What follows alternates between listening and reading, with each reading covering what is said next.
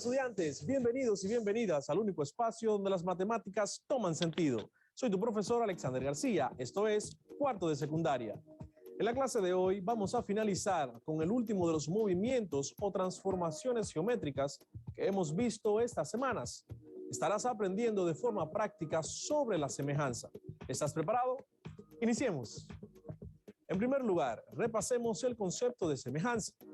Semejanza. Una semejanza entre dos figuras geométricas viene definida exclusivamente por la condición de que la distancia entre cualquier par de puntos de la primera figura, por ejemplo A y B, dividida entre la distancia de sus correspondientes puntos de la segunda figura A' y B', es constante.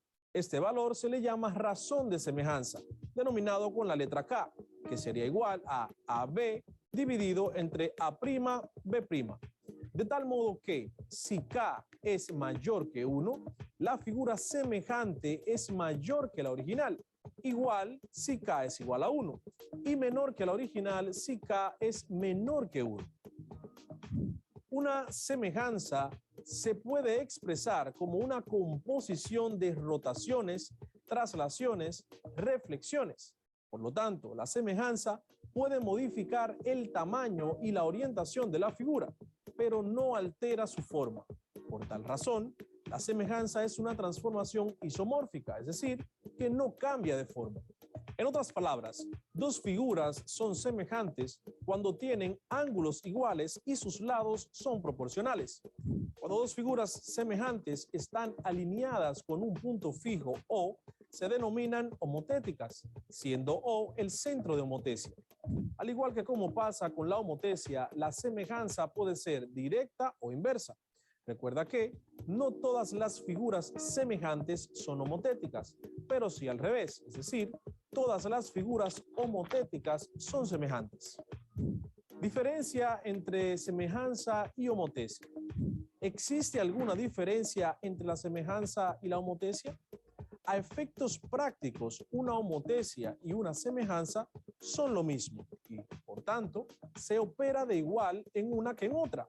Siendo más específicos, podemos decir que dos figuras homotéticas deben tener la misma orientación y sus lados han de ser paralelos, mientras que en una semejanza, una figura puede estar girada respecto a la otra o incluso tener sus lados simétricos, aunque esto normalmente no suele presentarse así.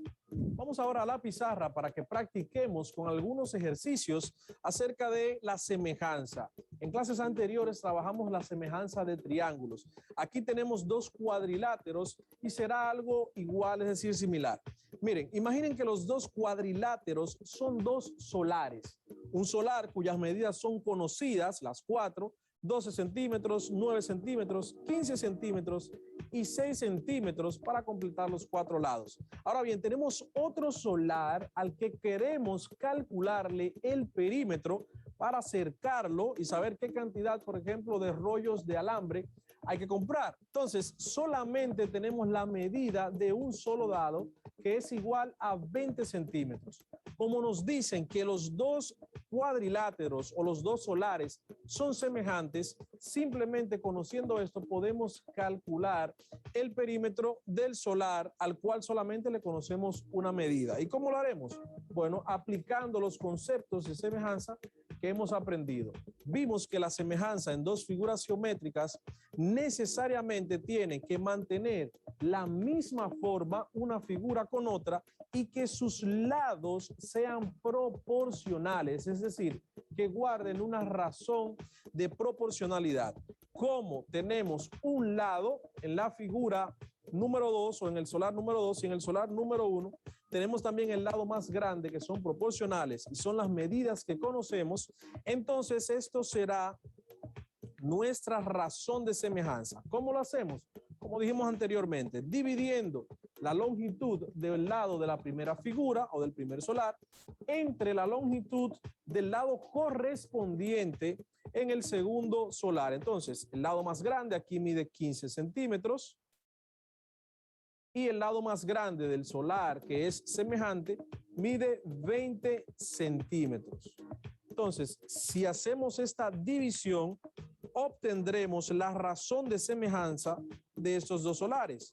K será igual a dividir 15 entre 20. 15 entre 20 nos da un total de 0.75. Esa es la razón de semejanza. Ahora bien, como los lados son proporcionales, el perímetro de la primera figura o del primer solar también será proporcional o será de igual manera que el perímetro de la segunda figura. Por tanto, si tenemos perímetro de la primera figura dividido entre el perímetro P' de la segunda figura, también guardará una razón de semejanza que es K. Entonces, vamos a sustituir los valores. El perímetro de la primera figura, sumar cada una de las medidas de los lados. Tenemos entonces, el lado mayor mide 15, el siguiente mide 6 centímetros, el siguiente 12 centímetros y el último 9 centímetros. Tenemos entonces que el perímetro de la primera figura es igual a 42 centímetros. Esto dividido entre P'. P' es el perímetro de la segunda figura que lo desconocemos. Esto que tenemos acá va a guardar una proporción o una razón de proporción que es K. ¿Y quién es K que calculamos anteriormente? 0.75.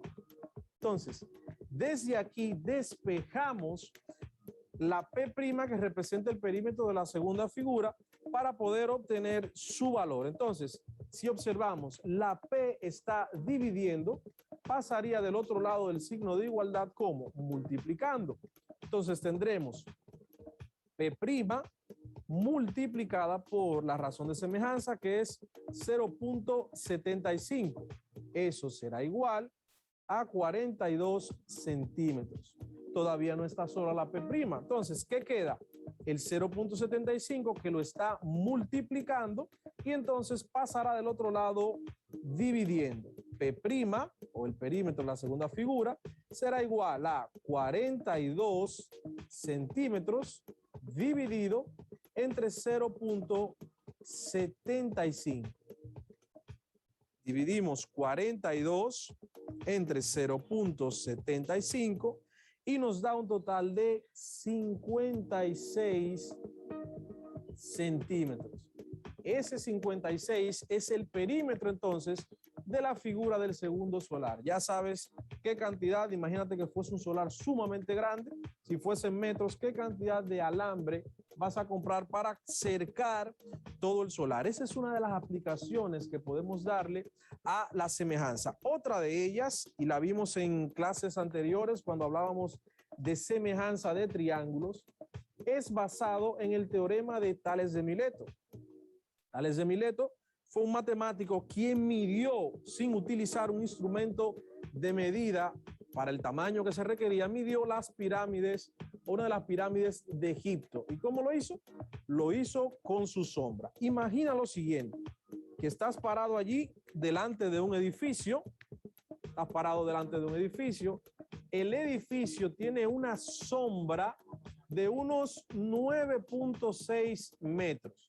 Hace una sombra, el sol está por acá y sus rayos emiten esa sombra de 9.6 metros. Y quieres conocer cuál es la altura de este edificio. No tienes una cinta lo suficientemente grande para tú medir esta altura. Entonces, ¿qué haces? Te paras justo al lado del edificio después de la sombra. Tendrás, vamos a poner que ese es un muñequito, ese eres tú. Tú tienes una altura de 1.6 metros, esa es tu altura. La sombra que hace el sol contigo es de unos 2.4 metros. Con estos datos que tenemos aquí y con esta sombra, si podemos ver, aquí se forma un triángulo